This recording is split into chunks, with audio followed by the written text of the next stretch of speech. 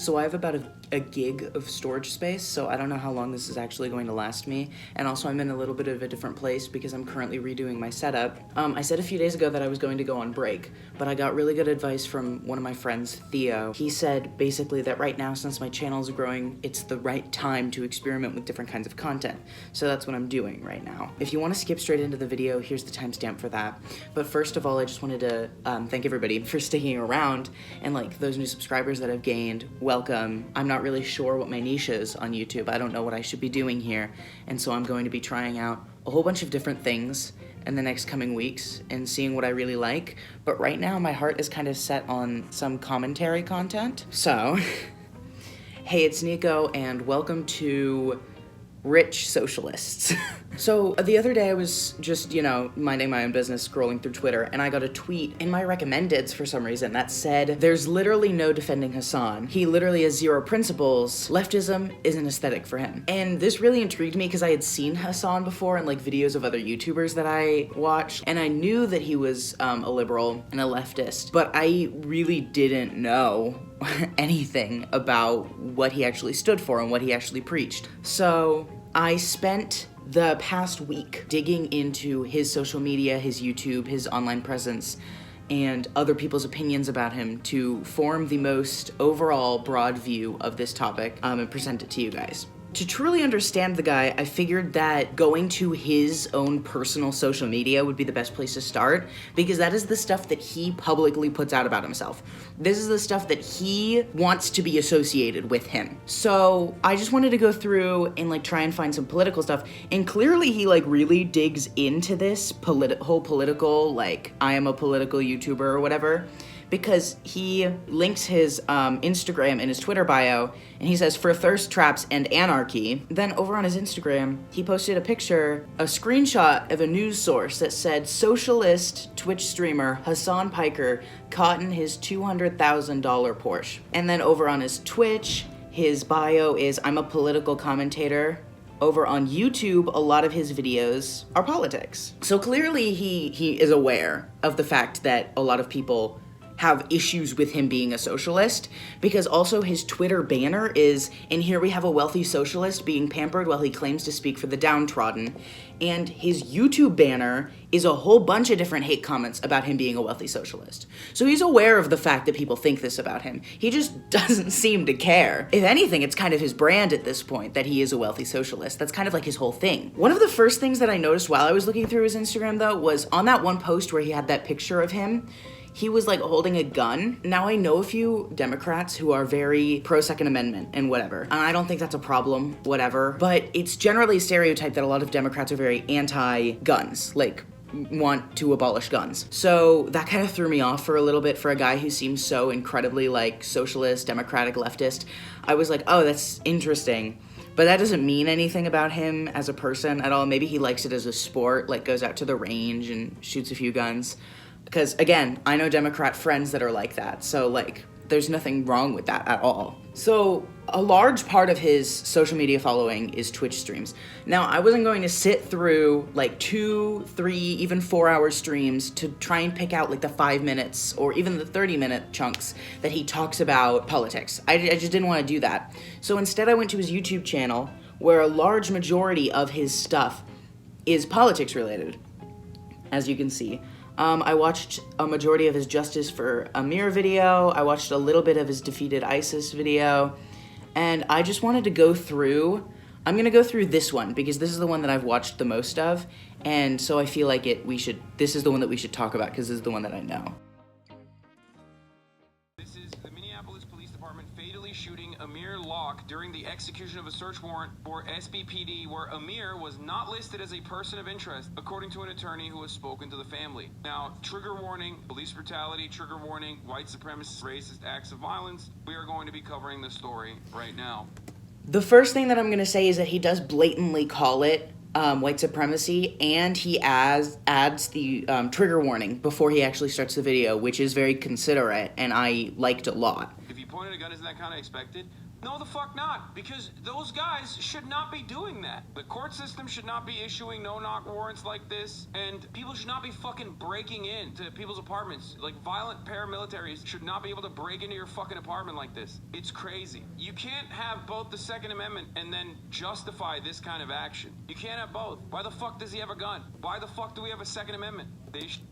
See, that's another one of the things that he does really well that I like, is that he puts information up on the screen, like actual information from credible sources about the things that he's talking about, to help make it clear to his audience that both he knows what he's talking about, he understands the issue, and so that they can, like, see it better and not just have to take his word for it. I find that incredibly respectable. Another point that I want to make about the if he pointed the gun isn't a kind of expected comment that he responded to, is that he doesn't seem to have a problem calling out people in his own audience about their bullshit, which I think is really important, shining this sort of light onto it, and rather than like calling them out in some sort of malicious way, just like reading their comment and correcting them where they're wrong. I think he did that really, really well. I'm not gonna watch any more of this video because not a lot of it is necessary.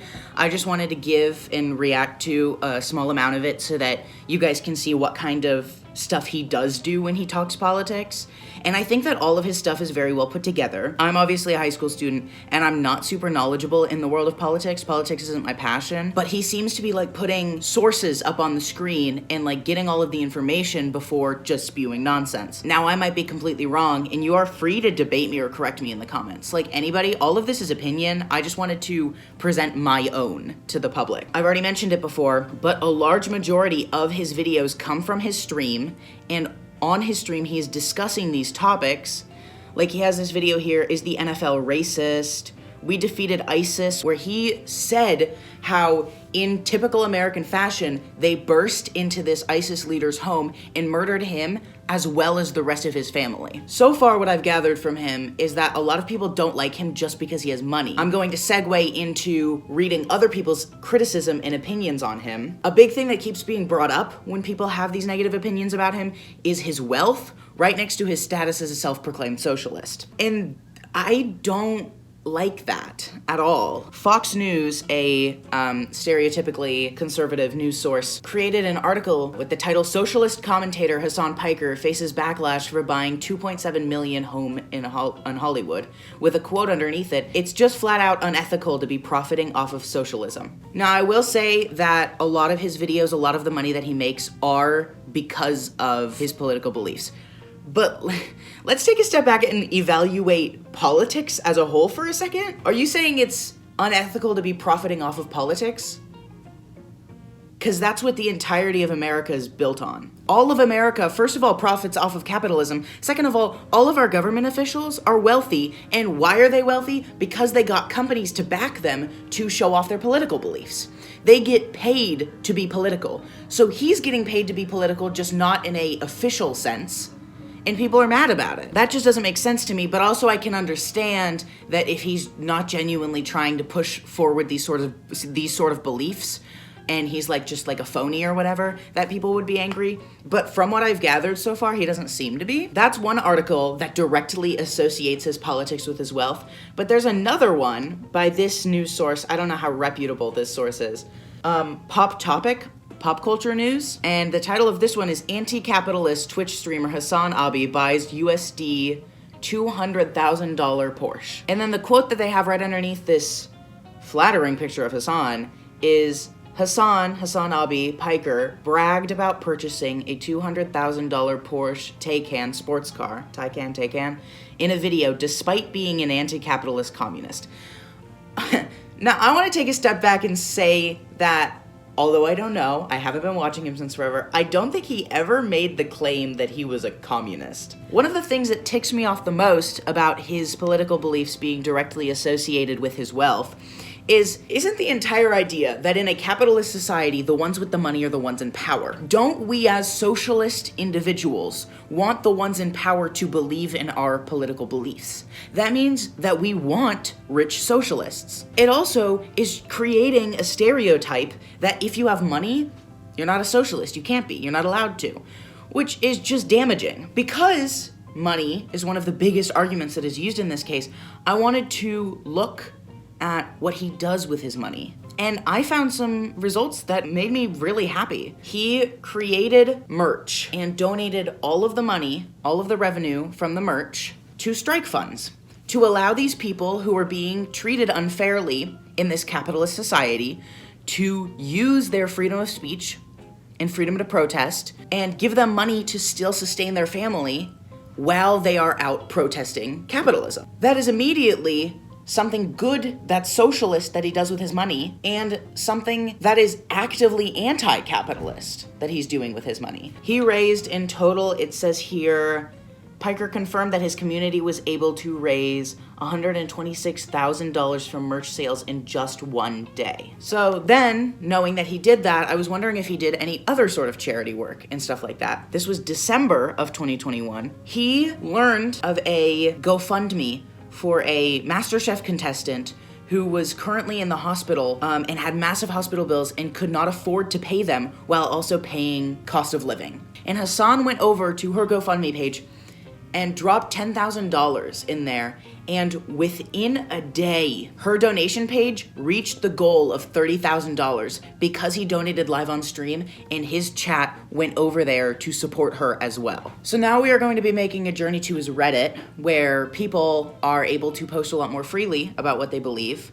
And I found a post that basically was echoing exactly what I had to say, which was basically just, why does Hassan Piker get so much hate? He says, this guy seems almost universally disliked by the right, which isn't surprising, but a large number of people that claim to be on the left also don't like him. So I wanted to see what the answers to this question were, because I figured if there is a place ever to get opinions about somebody, it's on a question like this in Reddit, where people don't get in trouble, like, ever. This guy says, I'm not gonna read this out. I'm just going to paraphrase what this guy here says. He says that basically Hassan is revolutionary to the idea. He's not like a revolutionary leader, but he's revolutionary to the idea of like spreading political beliefs on social media, and nobody really has a choice but to be mad. That includes people on the right and people on the left, because people on the left are angry at him basically for not having all of the exact same beliefs that they do. Another person says it's hard to generalize about the left because we are constantly infighting.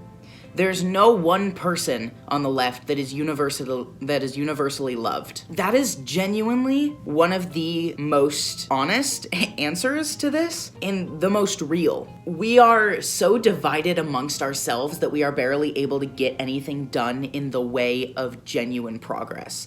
And that is exactly what I am seeing right here. That these people are upset at Hassan because he thinks differently than Democrats. Just like how earlier I was talking about how he had pictures with guns. That's not a stereotypically Democratic belief to have. And because that doesn't line up perfectly with a lot of leftists' idea of what the left should look like, a lot of people don't like him. He's a Twitch streamer, and nobody in this world is perfect. And we've been trying to teach people that nobody is perfect for so long that people, I think, are starting to get the perfect view of imperfection as well. He shares a lot of similar views as I do, which is probably why I have such an overwhelmingly positive outlook on him as a human being as opposed to other people. But he seems so genuine in his actions. I find that fantastic because he also has such a massive platform on Twitch and on YouTube and all these different kinds of places where a lot of younger kids watch him, younger boys especially, or maybe more boys my age, and he's showing these kids that it's cool to think in this sort of way, and that's something that we don't have yet, and that is sorely needed if we want to raise the next generation of good people. So this was a little bit different. This was more commentary in like a serious sense than it was Danny Gonzales type commentary, but I do have some of those planned as well. I just wanted to give my take on this situation because it's something that I actually care about. Yeah, thank you for watching all the way to the end. If you enjoyed this, please, ring the bell, hit the subscribe button, leave a like, all the things that YouTubers ask you to do.